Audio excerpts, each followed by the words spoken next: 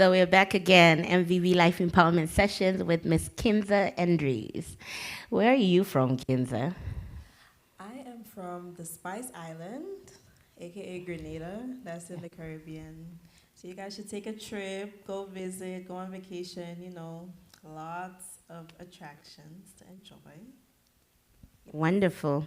This is an international platform. I'm bringing you people from various nations. I said Grenada. You have to take me there sometime. For sure. For sure, for sure. All right, so we're going to get right into our topic today. I'm going to be talking about emotional intelligence in relationships. How do you identify the one for you? Like when you're looking at guys, we come to church here, New Direction Bible Temple. There's a whole bunch of these young guys. They are single, they are hot looking. We have a lot of them behind the cameras, sitting at the back. They are very, single to the max in our understanding. But if they're not, they will be exposed. So if you are looking at all these brothers, what would be the identifier for the one? Because there's so many, right? Right. So, um, the first thing I would say, sometimes people say that looks don't matter. I beg Eh, to differ.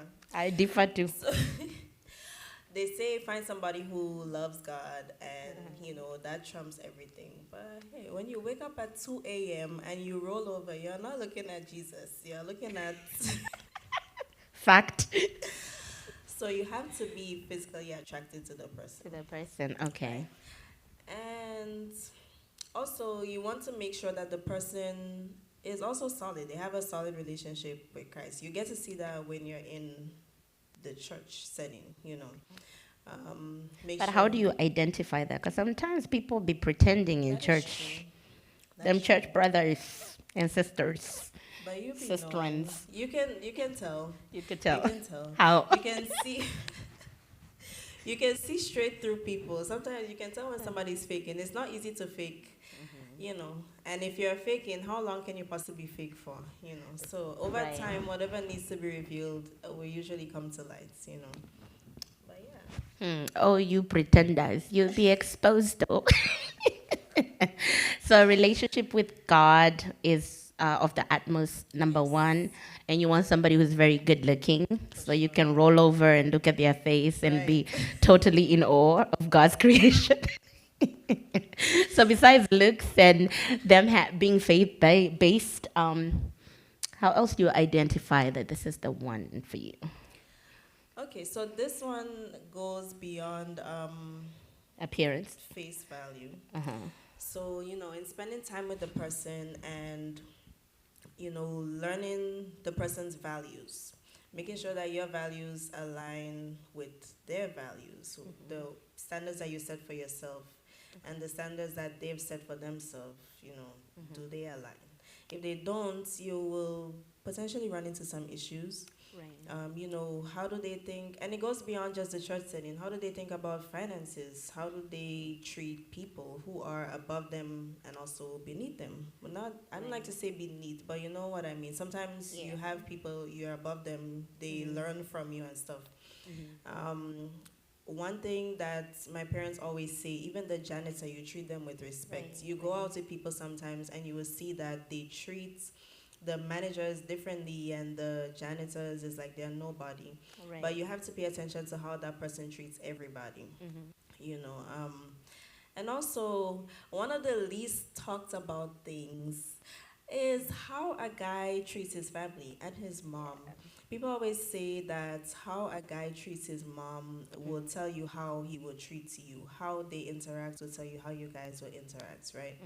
And it's not true in all cases, but in most cases it is. So those little things, did I miss something? There's so many things, so many factors you can use to tell, but usually it's, Okay. making sure the values align, making sure they have a relationship with God, Okay. making sure that, they're just solid, you know. Solid, have And make good sure they can pray relationships. for you. They can pray for you. You're in Wahala trouble. for you. You are alone on this journey called life. Hmm. Yeah. So I do like how you were saying that to assess how they treat people, it's not really the only measuring stick. Like you're saying, if they treat their mother right, what if they're a mama's boy? Because then that means mama comes first. How would you deal with that? Are you okay with that? Yeah, we don't do mama's boys. We don't do mama's boys. Why? No, because when you have a guy who's a mama's boy, it's okay to love your mom. It's okay to love on your mom. Don't get me wrong. But then the mama's boys are the ones who are very excessive with it. And then when you have that, you will find that the mom is the center of the relationship. Of It's like everything. nothing moves unless mom approves. And at that point, it's like, well, what am I doing here? Then you should go marry your mom.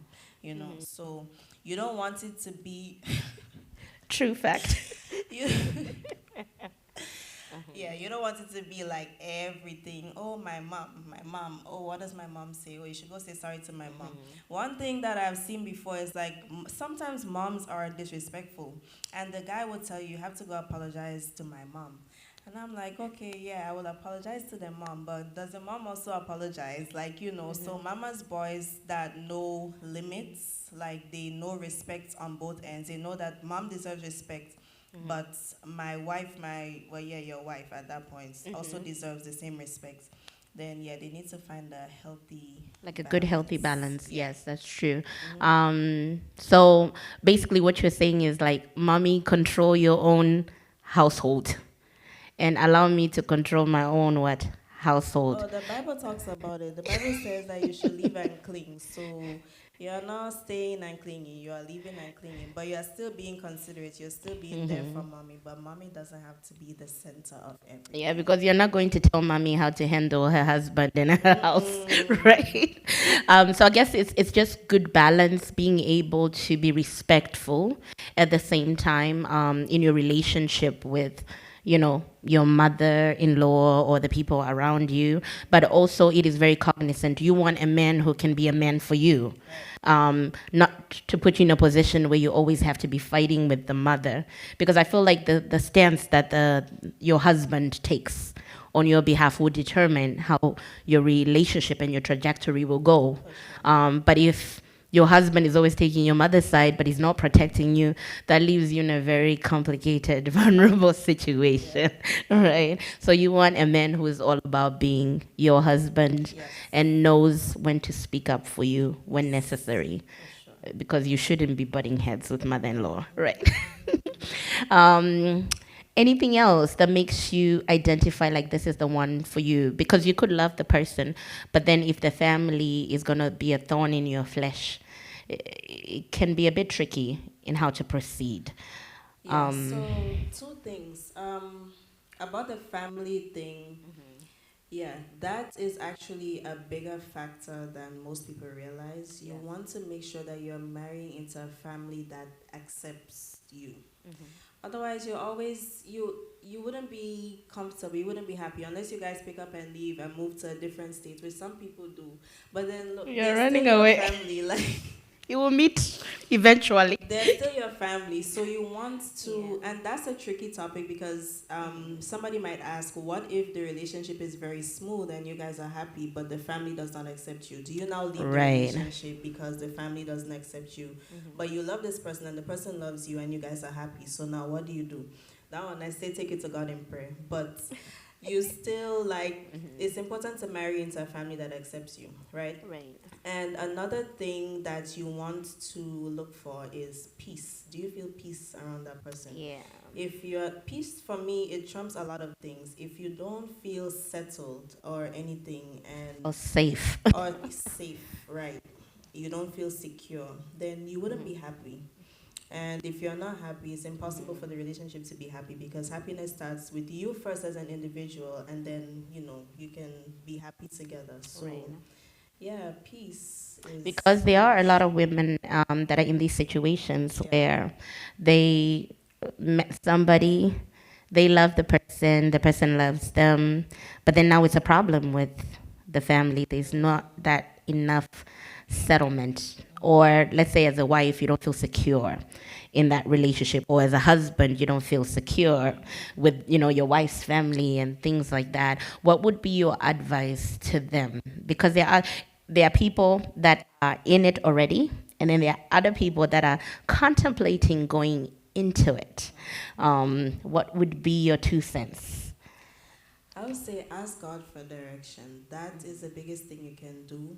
But also, you have to be wise enough to know, like, why doesn't the family like you? Like, is there something that you're doing? Is there something that you need to change as a person Right. that would cause things to be smoother and better? Mm-hmm. And sometimes family members can be dramatic for no reason. In For that real. case, you don't lose something good because people are being dramatic for no reason. So you really Right. have to scan the situation and pray about it and ask God to show you, reveal to you what you really need to do concerning this situation, because you don't want to make a mistake. You don't want to make a mistake going into it, and you don't want to make a mistake letting it go. So it really all boils down to seeking direction from God. Seeking direction. And a key thing, learn the values of the family you're Yeah. getting ready to, be married into.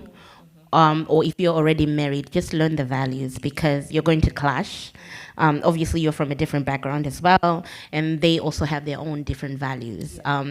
As much as we say pray to God, you also have to really look at yourself and assess and say, you know what can I do to make it Make it better. better?